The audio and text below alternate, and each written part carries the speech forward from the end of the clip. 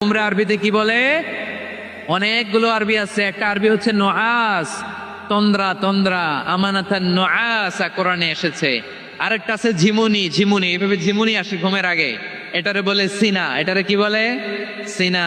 স্বাভাবিক ঘুমকে আরবিতে বলে নাউম। স্বাভাবিক ঘুমকে কি বলে? এই সিনা আর নাউমকে আল্লাহ এক আয়াতে এনেছেন, লা তাখুযুহু সিনাতু ওয়ালা নাউম। আল্লাহর তন্দ্রা নাই, ঘুম নাই, ঘুমের আগে যে তন্দ্রা আছে ওইটাও নাই। তাহলে নুআস, সিনা, নাউম পেলাম। আরেকটা ঘুমের আরবি হচ্ছে হুজুদ। চাঁপাইনবাবগঞ্জ আওয়াজ করে বলেন, আরেকটা ঘুমের আরবি কি? হুজুদ। এটা মাঝরাতের ঘুম, শেষ রাতের ঘুম, যেই ঘুমটা বড্ড মজা লাগে।